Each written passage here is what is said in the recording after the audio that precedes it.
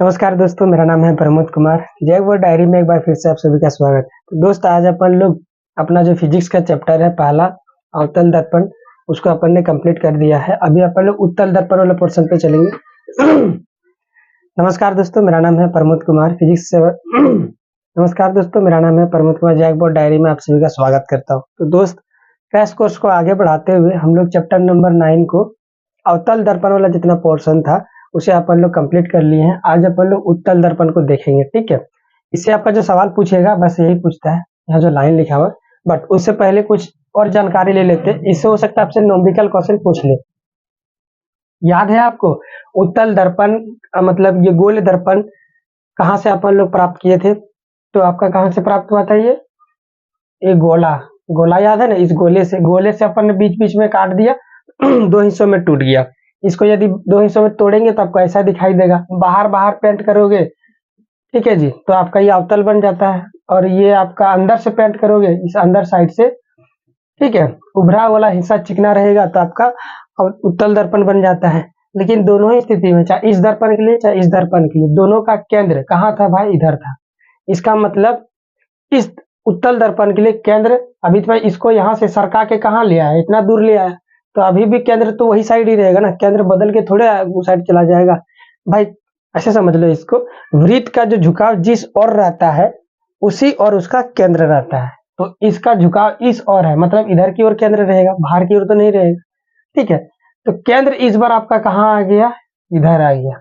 दोस्त, एक चीज को ध्यान देना, पेंट आपने जिधर किया है उधर ही केंद्र आ गया। इसका मतलब सारी बातें आपसे आपको याद रखना है, चलेगा दर्पण के पीछे बोलकर।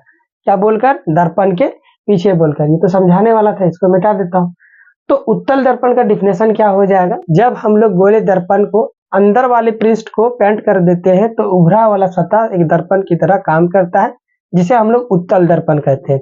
छोटी छोटी जानकारी, दर्पण को बीच बीच हिस्सों से बांटने वाला लाइन को अपन लोग क्या बोलते हैं? मुख्य अक्ष। क्योंकि दर्पण का झुकाव इस बार इधर की ओर है तो यहीं पे आपका सी वक्रता केंद्र होगा।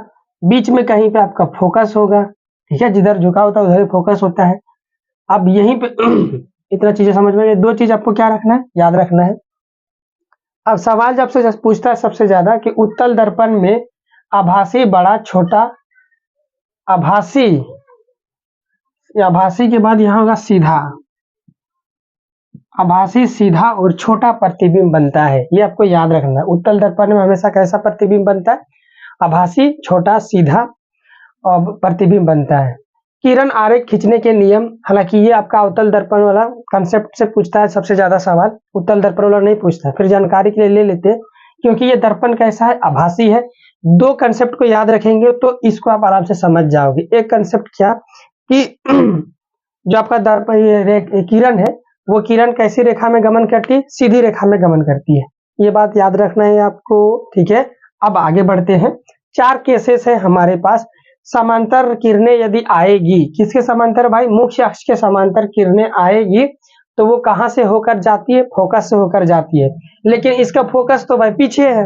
पीछे कहाँ है? इधर की ओर है, पीछे की ओर है। तो यहाँ से ये जाएगा, आई ऐसे किरण और ऐसे चली जाएगी। तो ये जो किरण है ये आपका ऐसा महसूस होगा कि कहाँ से आ रही है? फोकस से आ रही है। क्यों ऐसा महसूस करवा रहे हैं सर? कि हम जानते हैं किरण कैसी रेखा में गमन करती है? सीधी रेखा में गमन करती है।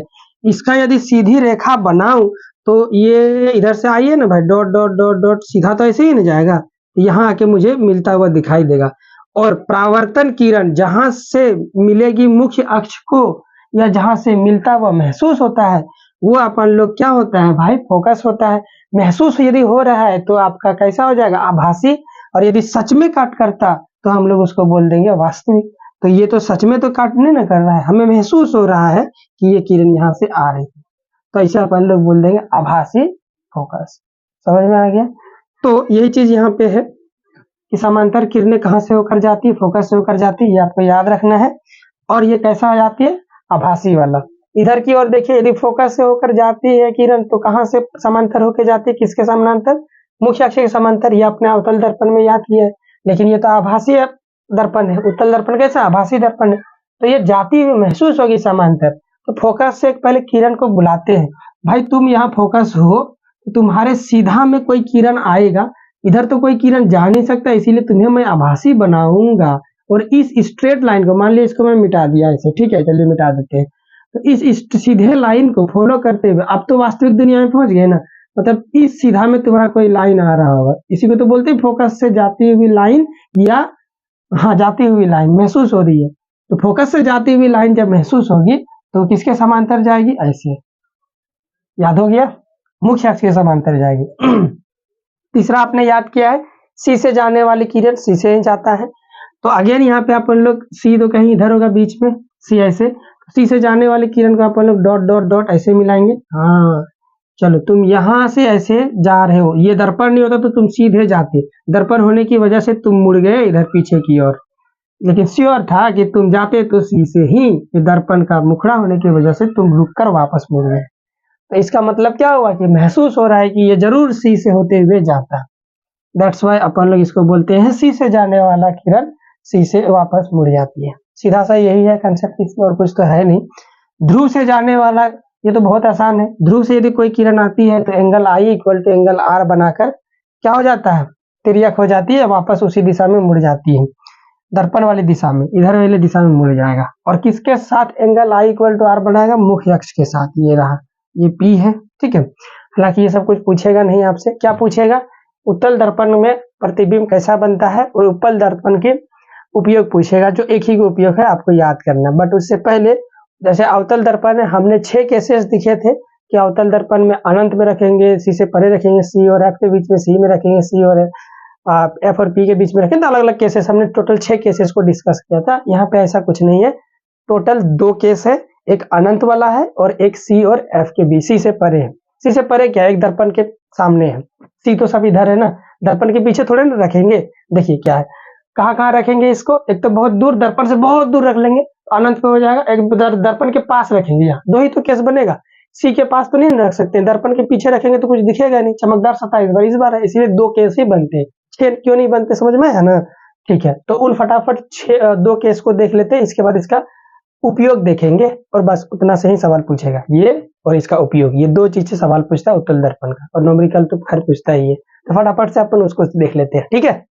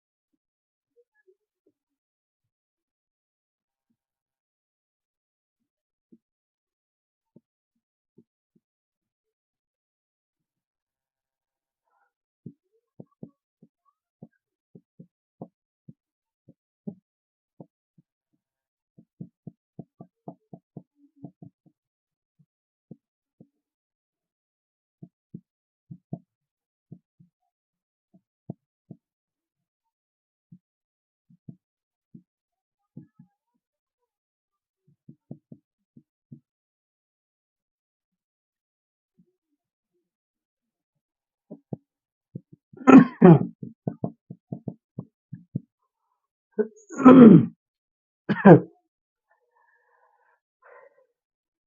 दोस्तों, अभी उत्तल दर्पण द्वारा बना प्रतिबिंब का स्थितियां, दो स्थिति होता है, ठीक है। एक तो अनंत पे रखेंगे तब, जब इधर आपको पीडीएफ दिख रहा होगा, अनंत पे रखेंगे तो कहाँ पे बनेगा, फोकस पे बनेगा। कैसा बनेगा प्रतिबिंब, दर्पण है आपका आभासी, तो आभासी बनेगा। आभासी प्रतिबिंब हमेशा सीधा प्रतिबिंब बनता है। और आपको और चीज याद रखना है, कैसा प्रतिबिंब बनेगा, छोटा प्रतिबिंब बनेगा, ठीक है।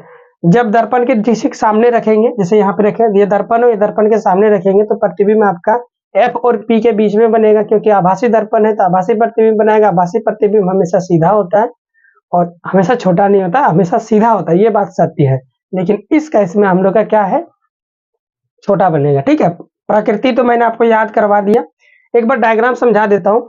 अनंत पे रखने पर किरण कैसे आती है, समांतर आती है। तो हमने समांतर किरण मुख्य अक्ष के बुला लिया, एक ये वाला, एक ये वाला। हम जानते हैं कि समांतर किरण कहाँ से होकर जाना है, फोकस से होकर जाना है, या फोकस से जाते हुए महसूस करना है। तो ये यूं चली गई इधर, अच्छा गड़बड़ हो गया, ये ऐसे चली गई, ये इधर चली गई ऐसे, ठीक है। जब ये जाने वाली किरण है, उससे पूछेंगे भाई तू कहाँ को से आ रहा है, आ रही है, तो अपना पता बताएगी, मैं तो फोकस को से आ रही हूँ। तो अब उसको क्या करना है, पीछे की ओर डॉट डॉट ऐसे बढ़ाइएगा तो मुख्य अक्ष को एक बिंदु पर कट करेगी, वही आपका फोकस होगा। फिर आपको दूसरा समांतर रेखा खींचना है इस तरह से और उसको भेज देना है, और फिर उसको पीछे की ओर बढ़ाना है, तो दोनों को मीट करवा के बना देना है, ये फोकस पे प्रतिबिंब बन रहा है। ये केस मैंने आपको याद करा दिया। दूसरा है दर्पण के सामने रखने पर, दर्पण के सामने आप बड़ा प्रतिबिंब रखिएगा, दो किरण चलाइएगा, एक समांतर वाला, एक सी से जाने वाला किरण को पहले से दिखाता हूं मैं आपको। देखिए ये सी से जाने वाला किरण वापस आ गई, लेकिन ऐसे लगे कहां से वापस आ रही है भाई, उसको पीछे की ओर बढ़ाएंगे तो मुख्य अक्ष को एक बिंदु पर कट करेगी, वही आपका सी होगा। तो पीछे की ओर बढ़ाए, डॉट डॉट डॉट डॉट, ये वाला लाइन दिख रहा है आपको, dot dot dot dot dot, तो ये देखिए सी पे कट कर रही है। अब इसके टॉप से ही एक समांतर किरण चढ़ाएंगे मुख्य अक्ष का, चलाने के बाद ये देखिए चली गई तिर्यक होके। इसके बाद तिर्यक परावर्तित किरण से पूछेंगे तू कहाँ को से आ रही है, तो अपना बताएंगे पीछे की ओर बढ़ाओ मेरे को, तो स्केल रखेंगे इस तरह से और पीछे की ओर इसके बढ़ाएंगे। स्केल मेरे कहाँ रख दिया, नहीं तो करके दिखा था, डोंट वरी, फिर भी आप समझ ही रहे होंगे। तो यहाँ पीछे की ओर बढ़ाएंगे तो जहां पे बीच बिंदु पर कट करेगा तो वहां पे फोकस बनेगा। अब कमाल की बात यह है कि आपने जिसको फोकस के लिए जिस परावर्तित किरण को पीछे की ओर बढ़ाया, और जिस सी के लिए जिस किरण को पीछे की ओर बढ़ाया था, वो एक बिंदु पर दोनों कट करता हुआ महसूस होगा, ये बिंदु बी पर। वहां से नीचे लाइन मुख्य अक्ष तक खींच दीजिएगा, वही आपका हो जाएगा ये प्रतिबिंब। ये ऑटोमेटिकली आपका छोटा बन जाएगा, ठीक है। ये बड़ा है तो ये छोटा बनेगा हमेशा। तो ये ए डैश हो गया, ये बी डैश हो गया। तो प्रतिबिंब कहाँ पे बन रहा है, पी और एफ के बीच में बन रहा है। आभासी दर्पण है तो आभासी प्रतिबिंब बनेगा। और ये आपका कैसा, हाँ इसको भी आप याद रखिएगा, अवतल दर्पण को हम लोग वास्तविक प्रतिबिंब बोलते हैं, और उत्तल दर्पण को आभासी दर्पण भी बोलते हैं कभी कभी, ठीक है। चलिए अब ये आभासी है, सीधा और छोटा बनेगा, इतना तो याद करा दिया, बहुत बार बोल चुका हूँ। अब सबसे इंपॉर्टेंट चीज जो सवाल जहां से आपका पूछता है, उत्तल दर्पण से अगेन मैं बोल रहा हूँ, डायरेक्ट आपसे ये सवाल पूछेगा कि उत्तल दर्पण कैसा प्रतिबिंब बनाता है, सीधा प्रतिबिंब बनाता है, छोटा प्रतिबिंब बनाता है, ठीक है, आभासी प्रतिबिंब बनाता है। सीधा सीधा इस बात को याद रखना है आपको। अब इसका उपयोग पूछेगा, ये दो चीज बहुत इंपॉर्टेंट इसमें से आपसे पूछेगा। तो वो उपयोग में सबसे पार्श्व दृश्य के देखने के लिए, आपने बाइक चलाया है ना, बाइक में दोनों साइड जो मिरर लगा हुआ रहता है, पीछे के दृश्य को देख सकते हैं। तो जो मिरर लगा हुआ रहता है उसी में रहता है अवतल दर्पण। कौन सा रहता है, अवतल नहीं, उत्तल दर्पण। क्या रहता है, उत्तल दर्पण। गाड़ी के ड्राइवर के जस्ट पीछे सामने जो रहता है शीशा, उसको बोलते हैं उत्तल दर्पण। उत्तल दर्पण लगा हुआ रहता है। कारण क्या है भाई कि उत्तल दर्पण लगा हुआ रहता है, क्योंकि ये छोटा प्रतिबिंब बनाता है। छोटा प्रतिबिंब बनाएगा तो एकदम फोटो वाटो खटक से दिख जाएगा सब चीज। बड़ा एरिया को कवर कर लेता है, छोटा छोटा सब चीज को बनाएगा प्रतिबिंब को, तो बड़ा एरिया को कवर करेगा, ठीक है। ये आप सीखोगे 12th में, फील्ड ऑफ व्यू उसको बोलते हैं, उतना नहीं जानना है। अब इतना बस समझ लीजिए कि ये क्या करता है, देखने वाले क्षेत्रफल को बढ़ा देता है। ज्यादा अच्छा से समझाता हूं तो आपको ज्यादा अच्छे से समझ में आएगा डायग्राम के माध्यम से। देखिए ये क्या था आपका उत्तल दर्पण, अवतल दर्पण, ठीक है। ये हो गया अवतल दर्पण। इतना ही बड़ा, हम इतना ही एकदम बिल्कुल इतना ही बड़ा एक उत्तल दर्पण बनाते हैं। देखिए दोनों बराबर है ना, हाँ भाई दोनों बराबर है। आप जरा देखिए ये कहां से ज्यादा यहाँ से रे परावर्तित होगी इस तरह से, ज्यादा से ज्यादा ये रे परावर्तित होगी इस तरह से। तो मतलब यहाँ के बीच में कोई भी आदमी, जानवर, पशु पक्षी कुछ भी आ जाए, गाड़ी वगैरह, तो यहाँ दर्पण, इस दर्पण में आपका क्या बन जाएगा, फोटो बन जाएगा। ठीक है, इसको बोलते हैं वो वाला एरिया जहां से आप लोग चीजों को देख सकते हैं, देखने वाला क्षेत्र हो गया यही। और यही दर्पण इतना ही साइज का है, इतना ही द्वारक बड़ा है, लेकिन उसका देखिए क्षेत्र कैसा बड़ा हो गया। देखिए ये देख रहे हैं, इतना जाएगा और ये वाला इतना जाएगा। तो आप मेरे को बताओ, अब कौन सा क्षेत्र ज्यादा बड़ा हो गया, उत्तल दर्पण वाला ज्यादा बड़ा हो गया कि अवतल दर्पण वाला? आपको उत्तल दर्पण वाला। तो दो फायदे हो जाते हैं, क्योंकि यहाँ पे ना बड़ा एरिया को ही कवर कर लेता है, एकदम यहाँ से यहाँ तक वाला एरिया के सभी जानवर, पशु पक्षी, एकदम गाड़ी घोड़ा सब चीज देख सकते हैं अपन लोग, है ना। इसीलिए उत्तल दर्पण का हम लोग, और दूसरी बात ये सीधा बनाता है, दो फायदे हो जाते हैं। इसीलिए ज्यादा एरिया को कवर करेगा तो मैं ज्यादा गाड़ियों को देख सकता हूँ पीछे की ओर। सारी गाड़ियां मुझे सीधे भी दिखनी चाहिए, ऐसे नहीं कि उल्टा दिखे, फिर तो गड़बड़ हो जाएगा। दैट्स वाई इसीलिए अपन लोग इसे दर्पण के में पार्श्व दर्पण के फॉर्म में यूज करते हैं। उसी दर्पण को बोलते हैं पार्श्व। पार्श्व मतलब पीछे की ओर देखना ना, इसीलिए। चलो जी, समझ में आ गया। अब वीडियो को हम लोग यहीं पे समाप्त करेंगे। पीडीएफ आपको डिस्क्रिप्शन बॉक्स में मिल जाएगा, कंप्लीट सिलेबस चैप्टर का। सो आप वहां से जाके डाउनलोड कर सकते हैं और अपनी प्रिपरेशन को अच्छे कर सकते हैं। कोई भी डाउट हो तो कमेंट बॉक्स में पूछ सकते हैं, अदरवाइज टेलीग्राम चैनल पे आप मेंशन कर सकते हैं कि ये वाला क्वेश्चन मेरे से सॉल्व नहीं होगा। मैं आपको पर्सनली कंडक्ट करवाऊंगा एक जूम मीटिंग आपके साथ, वहां पे सारे डाउट आप मेरे से क्लियर कर सकते हैं। उसके लिए आपको चैनल को सब्सक्राइब करना पड़ेगा, हमारे टेलीग्राम के साथ जुड़ना पड़ेगा, अदरवाइज मैं समझ नहीं पाऊंगा कि आप मुझे डाउट कैसे पूछ रहे हैं और कहाँ से पूछ रहे हैं। That's why. ओके, अब अगला जो वीडियो होगा बहुत महत्वपूर्ण है, उससे क्वेश्चन जैक बोर्ड में आता ही आता है, वो है दर्पण सूत्र। दर्पण सूत्र में बहुत सारे स्टूडेंट कंफ्यूज होते हैं, बट मैं हूं ना, इतना शानदार तरीके से पढ़ाऊंगा कि सारे क्वेश्चन आपके आराम से सॉल्व हो जाएंगे। बस आपको ये याद रखना है, दर्पण सूत्र के 3 फॉर्मूले। ये फॉर्मूला अभी आपको रट्टा मार लेना, जैसे लिखा हुआ है वैसे ही। ये एफ भी यू एच आई ये सब क्या है वो आप लोग कल सीखेंगे। बस आपको याद कर लेना, जैसे बचपन में 2 दूना 4, 4 दूना 8 पढ़ के याद किए थे ना पहाड़ा, लेकिन आप जानते नहीं थे लॉजिक कि क्यों ऐसे 2 गुना 2 4 होता है। हालांकि अभी भी नहीं जानते होंगे, आपको जान रहे होंगे, मुझे उम्मीद है। तो वैसे ही इसको क्या करना है, याद कर लेना। ठीक है, 1/v plus 1/u equal to 1/f, 3-4 बार बोलिएगा, याद हो जाएगा। 1/v plus 1/u equal to 1/f। ठीक है, तीसरे नंबर पे आपको दूसरे नंबर पे याद करना है r/2 equal to f, r/2 equal to f। ठीक है, अब यहाँ पे या इसको उल्टा भी याद कर सकते हैं, f equal to r/2, f equal to r/2। ये ज्यादा सीधा लग रहा है तो इसे याद कीजिएगा। m बराबर आपको याद करना है -v/u, या तो h का 2 फॉर्मूला होता है, HI/HO, HI/HO याद कर लेना है। ये तीनों फॉर्मूला आपसे याद हो जाएगा, तो कल के क्वेश्चंस को आप आराम से अटेम्प्ट कर लोगे मेरे कुछ बेहतरीन कंसेप्ट के साथ। वो कंसेप्ट आप सीखोगे तो क्वेश्चन आसान से टैकल कर लोगे। न्यूमेरिकल की मैं बात कर रहा हूँ। ठीक है, इसके बाद हम लोग फटाक से लेंस वाले चैप्टर में जंप करेंगे। बस वीडियो को यहीं पे समाप्त करता हूँ, मिलता हूँ नेक्स्ट वाले वीडियो में। Till then goodbye, bye bye. भगवान जी से दुआ कीजिएगा आपका एग्जाम बहुत अच्छे से जाए। Thank you so much.